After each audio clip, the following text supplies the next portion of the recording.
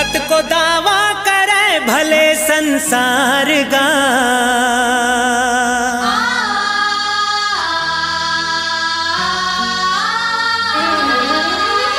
कत को दावा करे भले संसार गा, काम आथे दुख सुख मां परिवार गा, काम आथे दुख सुख मां परिवार गा। हे दिखावा दोस्ती और प्यार गा, हे दिखावा दोस्ती और प्यार गा,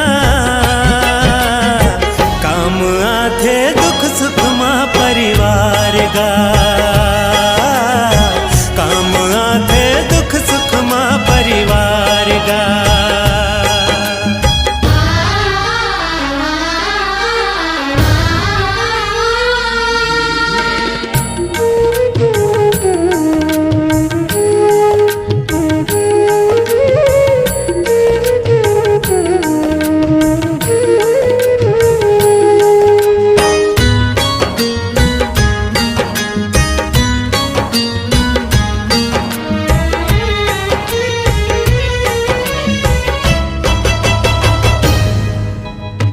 बाप हा संतान बर लुट जाथे, माँ घलो जिंदगी भर मया लुटाथे, भाई लाते कत को दुश्मन समझे, फिर बखत पर थे त वो ही आथे, मोर सही बेटाला है धिकार गा, मोर सही बेटाला है धिकार गा, काम आथे दुख सुख मां परिवार गा, काम आथे दुख सुख मां परिवार गा।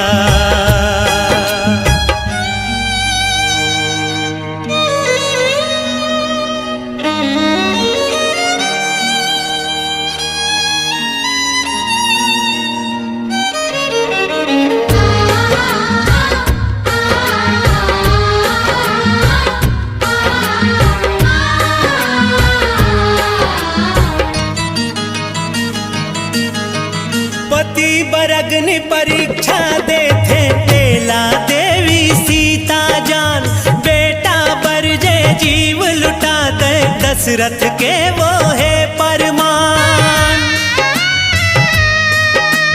पति बर अग्नि परीक्षा देथे तेला देवी सीता जान, बेटा बर जे जीव लुटा दे दशरथ के वो है परमान, दशरथ के वो है परमान। बस यही है रामायण के सार गा,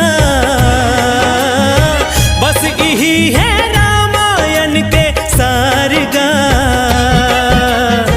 काम आथे दुख सुख मां परिवार गा, काम आथे दुख सुख मां परिवार गा। कत को दावा करे भले संसार गा, कत को दावा करे भले संसार गा, काम आथे दुख सुख मां परिवार गा,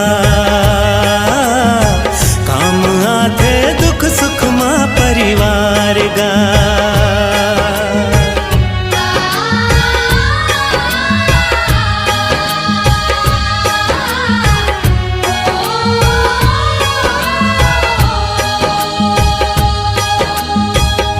काम आथे दुख सुख मां परिवार गा।